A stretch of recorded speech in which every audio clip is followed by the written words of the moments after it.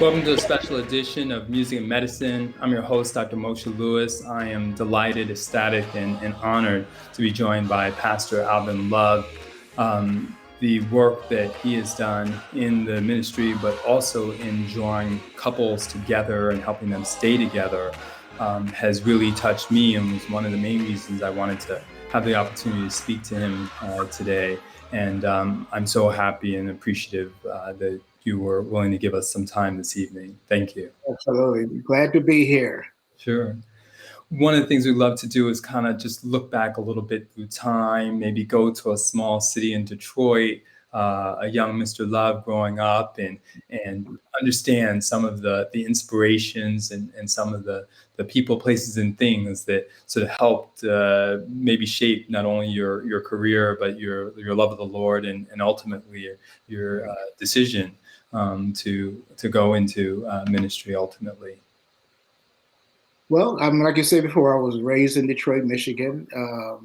Went to high school there and had some couple years of college there at Western Michigan, and ended up joining the service. And I did 6 years in the Navy, and my life has been really interesting.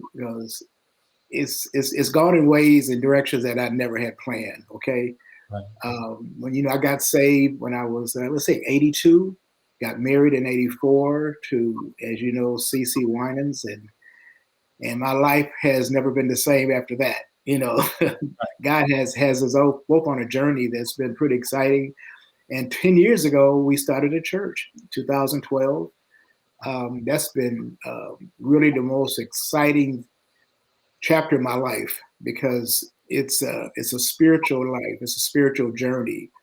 And it had nothing to do with my qualifications. It had nothing to do with my gifts, but it was all about grace. You know what I'm saying? And, it's interesting when God calls you to a ministry. Well, when he calls you, period, he knows what he wants to do. He just needs for you to say, yes, Lord. He just needs a yes. And that yes has taken me places and introduced to people and seeing lives change that I never would have seen change if I hadn't accepted the call. So I'm here today. My son is now my pastor. I'm the founding pastor. I turned over the ministry to him last January. It's been a year. Yeah. And he's doing a fabulous job. I'm so proud of him. And the church is really growing. It's a young church, but we're starting to get some older members. But if we started off with a bunch of millennials, right. Now to see the church grow, and it's very diverse. So we're pretty excited about what God is doing. We moved into our new location in December. And so we're still doing some final touches to that building, but we had a soft launch in December, but we should have a major launch probably in April, May. So we're close. But anyway, it's exciting to be here with you, Dr. Lewis. No, absolutely. I want to tease that out a little bit because obviously Detroit has so much musical history coming to it. But what do you think, or who do you think were some of those early inspirational people or factors that were kind of maybe planting seeds when you may not have even fully realized that they were going to germinate the way they did? Well, I grew up in the 60s, 70s, and of course, Motown and Detroit was it, Right. And so, of course, I had a lot of my favorites, the Temptations, Marvin Gaye, anybody, Stevie Wonder, anybody who was part of that era, that musical era, was, even when it left Motown, it became the Philadelphia sound, and, Stax and Memphis, Al Green and people like that. All those were inspirations to me, not so much that I'm an artist, but just because I love music, and never thought that I would be married into a musical family. Right. Because even though I played a little bit of trumpet in high school, but I never had any aspirations to continue it as a career, So really, music was always part of our home. We listened to music in our home. My brother, he was a music major, got his master's degree in music. He taught music in the public schools in Detroit. Okay. Right now he has a band that plays around the city of Detroit called the Love Machine. Love it. Yeah, he's pretty popular. He's been doing it for quite a long time, And he played with Smokey Robinson at one time in the Miracles. So music was kind of in our home. My dad played the horn. Right. He got my brother and I playing the horn when we were young. My brother just kept playing. I just gave it up, But yeah, that's how we started off, just music, just listening to music, never singing, but just playing and enjoying it. Sure. And then you have this chance meeting with one of the Winans. How did that sort of unfold? Well, it's interesting because when I got saved in '84, Mm-hmm. first person who took me under his wing was Ronald Winans. Mm-hmm. And Ronald he and I became very close. And I had met a lot of the family, but I had not met BB and Cece. Mm-hmm. They were in Charlotte at PTL. Mm-hmm. And so Ronald would tell me a lot about his other siblings. I said, well, how many? He said, I met most of you guys. He said, well, we got two more. And so I finally met Cece. It was probably about 83, 82, 83, something like that. Mm-hmm. And we met in a bowling alley in Detroit. The young Right. people went bowling in the church, and I went along. And that's when I first met her. And then about 2 or 3 months after that, Ronald and the Winans were singing at PTL Right. in Charlotte, and he asked me to go with him. And so I said, sure. So I went with him to Charlotte, and that's when we had a chance to meet her again. And we went out and had some fun and so forth. So things just kind of evolved from that. But he was the one who led me to Cece. And within a year of meeting her, we were married in '84. Right. Yeah. Did you sense that he was one of those people that sort of came into your life? Because many people get saved, but really sort of getting someone who mentors and ushers and supports them through the early years and even pre-ministry is something that not everybody notices or partakes of. Yeah, I'm glad you mentioned that, because that's one of the visions of our church, not only to win souls, but to make disciples. Mm-hmm. I know personally how important it is to have discipleship. When I got saved, Ronald really took me under his wing. He was so concerned about me that whenever he went out to sing with his brothers, he would call me from the road and ask me, did you go to Bible study today? If you did, what did you learn? He was always concerned about my spiritual growth. And that's something that we miss today in churches, I believe, for the most part. I think people come to church, they get saved, but they don't have that personal disciple person who walks with them and spends time with them, answers the questions. And so I think it's very important. That's why, like I said before, at our church, we believe strongly in discipleship. And when you join Nashville Life, one of the things we instill in all of our members to be a part of a life group. And this is where you grow, this is where you connect, and this is where you're protected. Because when you're it's like anything, when you're in a group, it's always protection. We know that in the animal kingdom, when an animal strays away from the group, he's attacked easily. So we tell people, get into a group where you have protection, where you have growth, and where you have just that community that people need. So Ronald was my community. And of course, being with Ronald, of course, you're with his brothers because they were very close. So I had a chance to spend a lot of time with the Winans.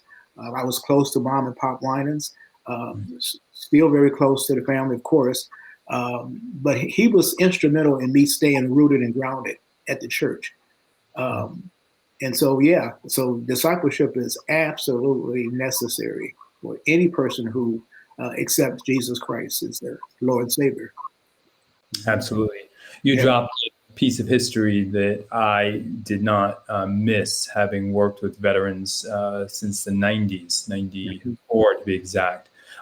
Tell us about that experience, because so many times, especially today, this is not an easy transition to make. It's actually what I spend a good part of my career working with vets on, which is that transition back to civilian life. It can be more than rocky, to be polite, and sort of how you were able to do that and somewhat find your way. You may feel like it was already laid out, but for most of my vets, it isn't.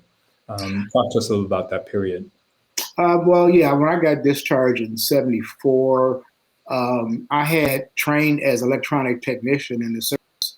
Um, that took me to be able to get a job really pretty quickly after I left with Xerox Corporation. I was a service technician with Xerox, and I was there from 76 until 95 when my wife decided she wanted me to go out on the road with her, and she went solo. When BB and Cece went solo, her first solo project was in 95, Alone in His Presence.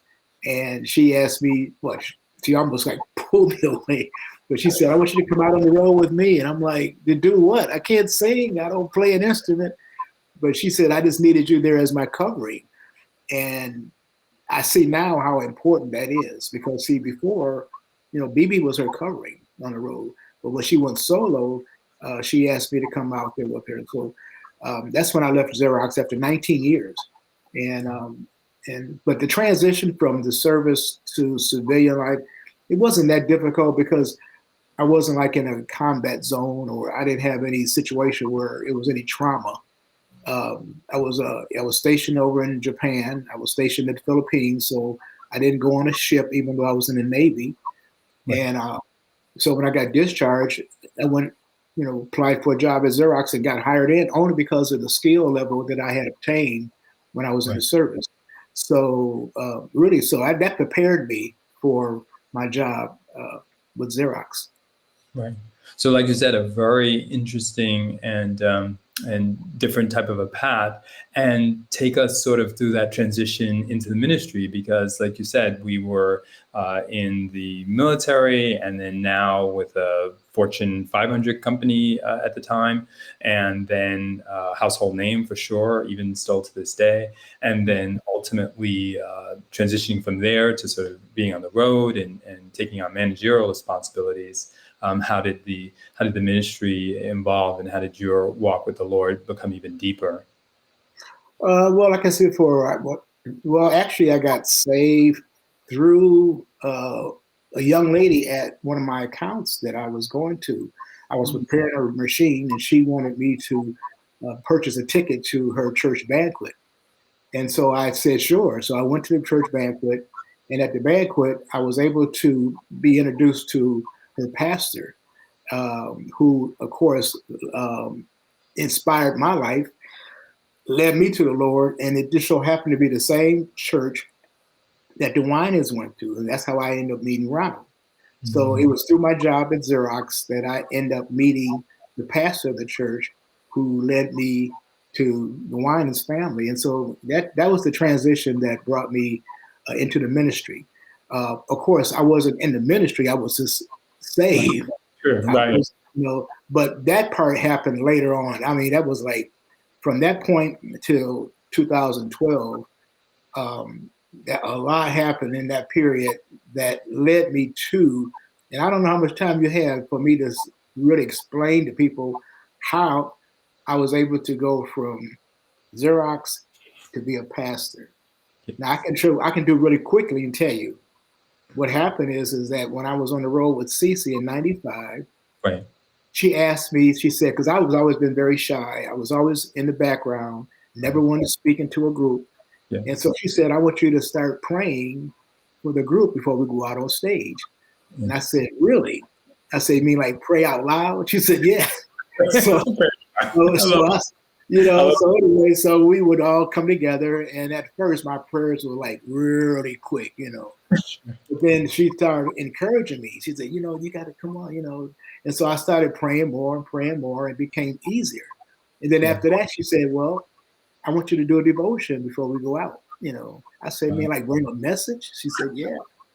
So I ended up doing that. I ended up preparing a message, like a 5-10 minute message before we went out. Mm-hmm. And that became to a point where I was asked to do a Bible study at Belmont University in Nashville. Mm-hmm. And so we did that for 2 years. And that led into my son bringing some of his friends to our house for like a Bible study that led into us accepting accepting the call, I should say, to pastor. So you can see the transition that I was going through, and God was actually preparing me. Yeah. When I look back now, I didn't see it then. But when I look back, I can see how God was taking me from praying to doing a devotion to doing a Bible study to pastor the church. Because if he had taken me from 95 to be a pastor, it wouldn't have happened. You know what I'm saying? But God knows how to bring us along. He knows how to prepare us for the call that's on our lives. And it's pretty incredible when you look back.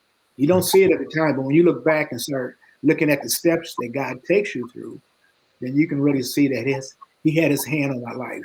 And it's incredible to know that if he did that, where else can he take me? You know what I'm saying? Absolutely. Well, this is one of the key reasons, we wanted to be able to talk to you, because I think that many times one may presume that it's just an initial divine calling, which it may be for some people at a very young age. They may be touched, like Jesus, and have started off in the church very, very young, and it just became a very natural progression, and they went to divinity school and so forth. Right. But for others, as you explained, it can be a little bit more circuitous and yet still ultimately achieve the same level. I wanted to do that same walkthrough with respect to the emphasis you place on relationships, because that was the other reason we wanted to talk to you. The show is called Music and Medicine. And to me, that's something that can never be too strong.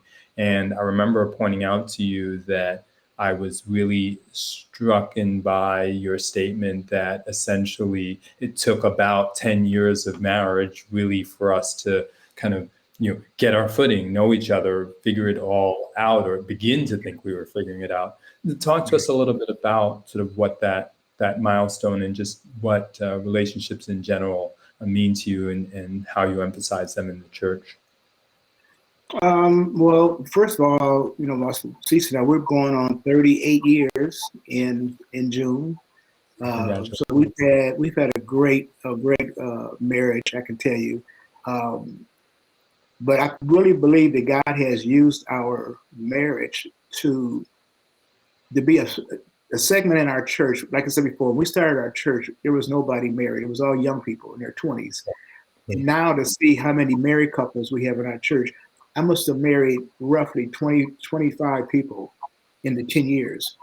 And it's exciting because young people come together and, they're all excited and they want to get married, but we take them through a premarital course. And we find out that is so necessary because there's so much that they thought they knew and they think they know until they actually go through this course, and we get a chance to really kind of dig deep. Couples, when they're dating, a lot of times there's certain subjects they really don't want to talk about. They don't want to talk about conflict. They don't really want to talk about finances. They don't want to talk about the communication gap between men and women, how different we are, And so a lot of times they don't discover these things until after they say, I do. Well, this way we get a chance to discuss these things before they say, I do. And I'm finding out that it's made a major difference in the couples at our church. Every one of them is doing well. We haven't had that one couple who we've discipled in premarital that have gotten divorced. So they're all doing well. They're having babies now because it's been 10 years. The first couple we married was, we started church in 2012. I think the first one was in 2014, I believe it was. And now they have 2 kids, It's interesting because the doctor said that they could not have kids. Because of prayer and fasting, they have 2 kids now. So I think the couples in our church is one of the key areas that my wife and I, even though we're the founding pastors now, that's one of the things we still do. I still do premarital counseling. Matter of fact, we have a marriage group. We have 25 couples in our marriage group that we meet every Wednesday. And so that's been good. And it's good to bring them together because we got couples all the way from one has been married for 3 months to one that's been married for 40 years. And we have all in between. So it's great to bring couples together and talk about different aspects of marriage, to hear the young couple's perspective opposed to the ones who've been married 20, 30, 40 years. So it's a good mixture. We have a great time. No, absolutely. For someone who might be listening who has, for various reasons, kind of strayed away or feels the church can't work for them, or that this isn't really a time and a place where they're ready to be involved. What's that message that you feel they need to hear and understand about the Lord's love and the power of not only family, but love and forgiveness? Incredible. I don't think anybody who really knew God would ever say that. God, if you read the Bible, you know that He takes the ones that people reject, and those are the ones He uses. If you know in the Bible, even with the disciples, those were fishermen. They were men who were rejected from the priesthood. I didn't know a lot about how the Jewish faith works, but you're groomed to be a rabbi. You're groomed to be used in the priesthood. And so if you're not, you end up being a tax collector, you end up being a fisherman or whatever. And so these were the ones that Jesus went after. He went after the ones who were, I guess, rejected from society. Mm-hmm. And He wants to show that it's not about your gift. It's not about your mistakes. It's not about where you've been. He can take anybody and transform them into the vessel that He wants them to be. And that's the power of God. That's the power of the supernatural. That if people really understood that, see, what happens a lot of times is that we reject ourselves. Even when Moses, when God asked Moses to be the deliverer, what first thing he said? I'm not eloquent. I can't speak. I can't, And so we see this all the time, whenever God calls somebody, they look at all the reasons why. When He called me, I had not been to Bible college. I didn't graduate from college. I was a sinner. I mean, I didn't get saved until I was 34. Right. Being in the service 6 years. So you can imagine my life was nowhere near what God was pleased with. And so all these things were against me in my mind. But God didn't look at that, because when I gave my life to Him, He threw all that to the side in the sea of forgiveness. And so He saw me as a new person. But the problem we have, Dr. Lewis, is that many times we are the hardest on ourselves. Yes. We remember what we've done. We remember all the things we did wrong. And so we just can't believe that a God can love us like He does, Sure. There's a young lady at our church. I always tell the story. She came to our church, and her self-esteem was so low that she couldn't even look you in the eye when she talks to you. When you talk to her, she would look down. Right. And now she's one of our ministers. Now she's winning people to the Lord. She has a life group. She's a total different person because God had to transform her. But because of our love we showed her, and because we kept telling her that she's a child of God, she was a fearfully and wonderfully made. God doesn't create any junk. And so we had to really build her up, and the Spirit built her up. Really, we just guided her. The Word of God built her up. And now I tell people all the time, it doesn't matter where you come from. It doesn't matter what you've done. God wants to use you, because there's people that I can reach, Dr. Lewis, that you cannot reach. You know what I'm saying? Sure. And if everybody understood that, then we can understand that every person has a community of people that they're responsible for. Right. Exactly. And I can't reach the people that my son can reach. I can't reach the people my daughter can reach. But vice versa, they can't reach the ones that I know. So if everybody was to understand that God created us to be used for Him, for His purpose, we would see our lives totally different, And so He takes junks and makes, like I say, takes lemon, make lemonade out of it. Exactly. It's the same. Sure. One of the notes I want to cover before we close is just the power of marriage. 38 years is no small feat or easy accomplishment. What are just sort of a couple of the pearls that you feel others that are not quite as far along in their marriage and those that are contemplating marriage could really learn, or that you feel are pearls that they could use as wisdom to make it through the journey? Yeah. First of all, I want people to understand, if you're married out there, if you think about getting married, it's an important decision, first of all. Don't take it lightly. Don't just jump in it because you think you're going to find yourself or you need companionship. Make sure that you're marrying for the right reasons. And once you are married, you have to understand that divorce is not an option. too many people going to marriage nowadays with thinking like it's like buying a used car. No, if I don't like it, I'll trade it in for something else. No, God hates divorce. And so we have to understand that when you marry somebody, you're marrying your partner for life. You're marrying somebody that you want to spend the rest of your life with. And when people see that, sometimes they think a little quick, oh, do I really need that?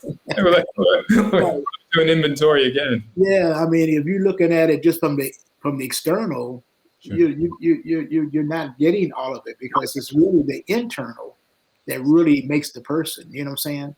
And so I think premarital, like I said before, it gives us a chance to really dig deep into relationships to find out if you really are compatible. Okay, now after you get married, for us, it's been the Lord. It's been God who has kept us together. But at the same time, it was his word that we were able to grab hold to and understand the meaning of a man shall leave his father and mother and cleave to his wife, and they become one flesh. Then the Bible says they were naked and unashamed. So the 4 laws of love that I've learned from Jimmy Evans is, first off, we have to have priority. Priority means that we don't love our parents less, but we don't hate them. We have to love your wife or your husband greater. Right. So it says, leave your father and mother, cleave to your wife. So that means priority. The second question we have to ask ourselves to pursue. We all understand pursuit when we're dating, but after we get married, all of a sudden we want to take our foot off the gas. Right. Yeah. Well, I got her now. I got him now. No, we have to continue to pursue. I tell people all the time, when you're driving your car, if you take your foot off the gas, eventually you're going to stop, right? So to keep going, you got to keep your foot on the gas, right? So you gotta have priority, you got to have pursuit, then you got to have a partnership. He said they became one. Partnership, and then the last one, the last P is purity. He said they were naked and unashamed. There's nothing that I want to hide from my wife. She can see all. She can read my emails. She can get on my phone. Vice versa. We don't have any secrets. We don't have anything that we are ashamed of, because the Bible said they were naked and unashamed. So if couples can remember those 4 P's: priority, pursuit, partnership, and purity, they will have a marriage, because those are called the 4 laws of love, and that's what keeps you together. It's that love that continues to burn, even though you've been married 30 years or 40 years. We're closer now than we've ever been. Why? Because we know each other better. I know what makes her happy. She knows what makes me happy. I know what makes her angry. You know what I'm saying? So the Bible says, deal with your spouse according to knowledge. In other words, you're supposed to know that person, knows what they like, know what they don't like, so that you can live in harmony together. I tell people all the time, your wife and your husband is not your enemy. Right. And sometimes we want to treat them like they're the enemy, but they're not. You guys are on the same team. Right. Look at a basketball team. If one of the players is not playing right, what the other 4 are going to say? Oh, you got to go. We got to get somebody that wants to play, who wants to win, right? Right. He could be their best friend. Sure. But if they're not playing up to their potential, no, you got to sit down. You know what I'm saying? But we don't do our marriages that way. We think we can just come together and say, well, I'm not going to do my part.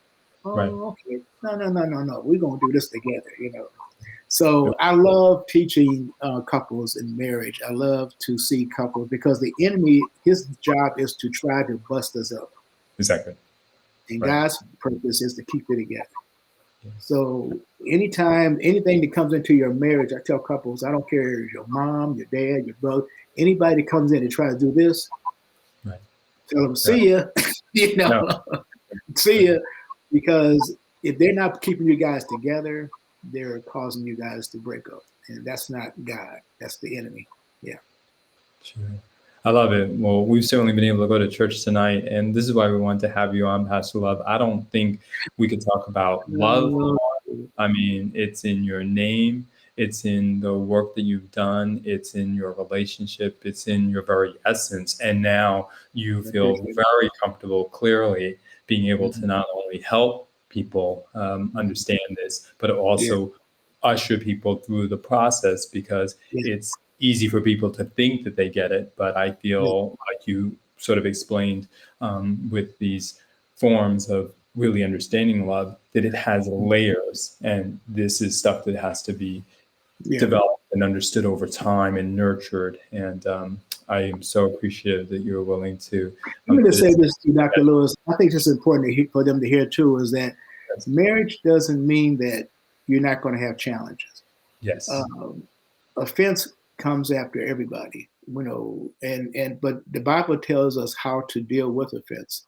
And many times when offense comes in marriages, we let the offense break us down instead of building us up, And one of the things you have to understand is that when you have an offense, it's almost like a fork in the road. You can eat. Is it open ended where you just walk away from it, right, or you can close the loop. And we talk about this in premarital about offense and how to get to forgiveness quickly, and how to say I'm sorry, and how to say will you forgive me. And those words are difficult for people to say sometimes. Yes. But when you realize that you want to get this back together quickly, it shouldn't take you that long to say that. Right. But sometimes we want to be right. Exactly right. Ego getting away. Yeah, you can win but lose. You know what I'm saying? Mm-hmm. So what's more important, winning or bringing a relationship back together? And I think if couples will stop trying to always want to win their own arguments or what they want, instead of saying what's most important for us, then forgiveness will be easier to come by. You know what I'm saying? Sure. And so I just want to make sure we understand that, because I don't think people, because they look at my wife and I, you guys, their marriages is so great. And I said, we have our moments, we have our days. And so, but we know how to get back together. Right. We know how to forgive and let go and say, I'm sorry, and come back together again, so that the enemy can't tempt us in that area. You know what I'm saying? Sure. So I think that's important for couples to understand that just because you have the disagreements, don't let it destroy your marriage. Just use it as an opportunity to learn and to grow and to humble yourself, and sometimes even let go of what you want and what's better for us and what's better for me. Right. Absolutely. Well, thanks so much. I mean, this has not only been so inspirational, but so important. I consider it to be foundational. That's why we want to spend time talking with you. I just don't feel like we can highlight the importance of marriage, the importance of family, and the importance of true love. I mean, it's, as I said, not only your very essence, it's your name, your entire name. I tell people all the time, I said, I couldn't be mean for the name like love. Exactly. No, absolutely. Give a shameless plug for Nashville Life, and tell us the website. And I know that you are, as you stated, the founding pastor, and now your son is the pastor. Yes. Yeah, I'm telling you, if you're in the Nashville area, matter of fact, we're streaming our services, so you can go to our Nashville Life podcast. You can go on that website. We have 2 services on Sunday. We have a 9 o'clock and 11:15, which is Central Time. Like I said before, we are in a new location. The address is 2639 Nolensville Pike in Nashville. It's about a couple miles from downtown Nashville, and it's a great church. It's a wonderful church. When people come to our church, we hear comments like, "I feel like I belong here. I feel family here. I feel community here. I feel a lot of love here." And those are the things that we strive for. So it makes me feel good when people say that, because that's what we strive for. We strive for that. And we want everybody to feel welcome, So if you're in the area looking for a great church, Nashville Life is the church you want to be at. Yeah. Amen. Amen. Again, thank you so much for the wisdom. And again, this is why I wanted to be able to talk to you, and I'm so appreciative that we worked through our technical snafus and brought a message and a word, several keywords that we can always try to remember for our relationships, to really perfect them and make them more personal, and also include the Lord. So thank you so much for love. Absolutely. God, thanks for having me. I appreciate it. Absolutely. All the best. I promise you. All right.